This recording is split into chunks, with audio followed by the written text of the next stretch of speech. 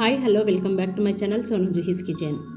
ఇవాల్టి వీడియోలో శ్రావణ మాసం స్పెషల్ ప్రసాదం పులిహోర పేస్ట్ని ఎలా తయారు చేసుకోవచ్చో చూపించబోతున్నాను.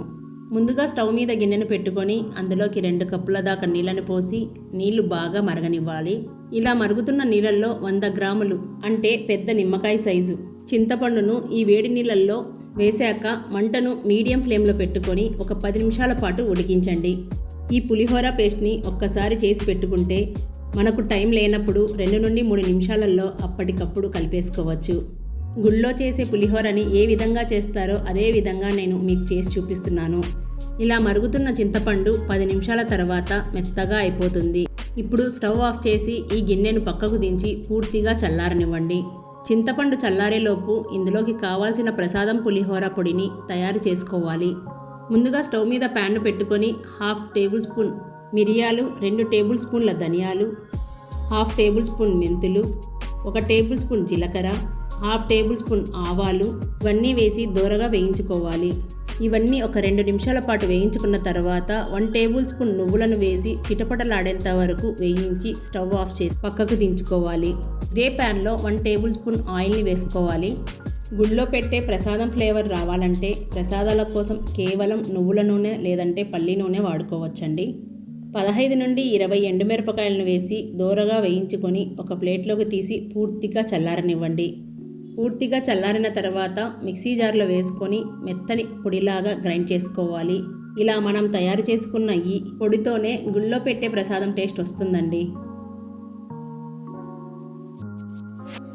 చూడండి, ఇలా మెత్తగా గ్రైండ్ చేసి పక్కనుంచండి. ఈలోపు చింతపండు పూర్తిగా చల్లారిపోయింది. చింతపండు నుండి చిక్కటి చింతపండు గుజ్జుని తీసుకోవాలి. ఇలా చేత్తో పిండుతూ చింతపండు గుజ్జుని వేరొక గిన్నెలోకి పీచు గింజలు లేకుండా నీట్గా వడగట్టుకోవాలి. ఇలా చింతపండు గుజ్జుని తీసి పక్కన పెట్టి ఇప్పుడు స్టవ్ మీద ప్యాన్ పెట్టుకొని 1 కప్పు ఆయిల్ వేసుకోవాలి. అంటే దాదాపు 200 ml ఆయిల్ పడుతుందండి.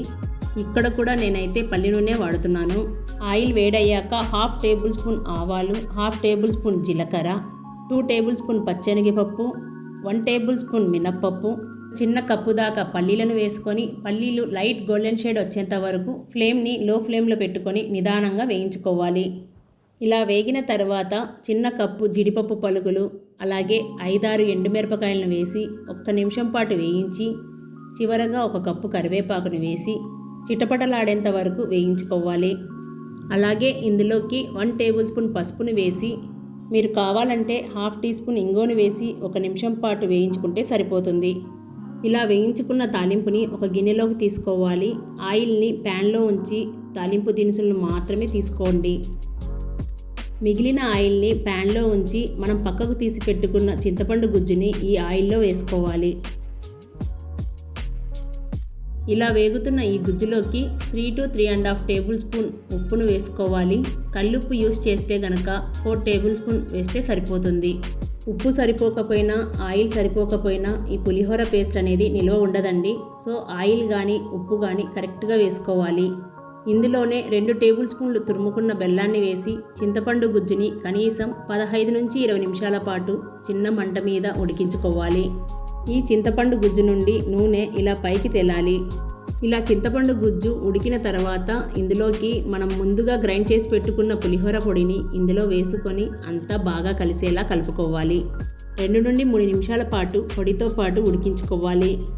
ఇందులోకి మనం పక్కకు తీసి పెట్టుకున్న తాలింపు మొత్తాన్ని వేసుకొని 1 నిమిషం పాటు మొత్తం కలుపుకొని స్టవ్ ఆఫ్ చేయండి.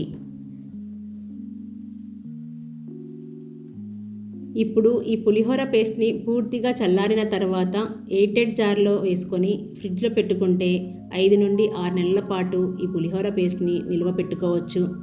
చూడండి, ఇలా ఆయిల్ పైకి తేలుతూ ఉండాలి. మీకు ఆయిల్ తగ్గినట్లు అనిపిస్తే కొద్దిగా ఆయిల్ను గోరువెచ్చ పెట్టుకొని ఇందులో వేసి కలుపుకోవడమే. అంతేనండి, కమ్మని పులిహోర పేస్ట్ రెడీ అయిపోయింది.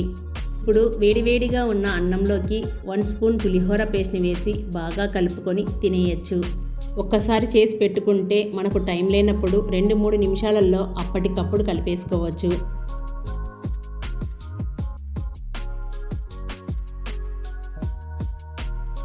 సో ఫ్రెండ్స్, ఇవాల్టి వీడియో మీకు నచ్చిందని అనుకుంటున్నాను. ఇలాంటివి మరెన్నో మంచి రెసిపీస్ కోసం సోను జుహీస్ కిచెన్ని సబ్స్క్రైబ్ చేసుకోండి. అలాగే మీ ఫ్రెండ్స్ రిలేటివ్స్కి షేర్ చేయండి, లైక్ చేయండి, మీ ఫీడ్బ్యాక్ని కామెంట్ చేయండి.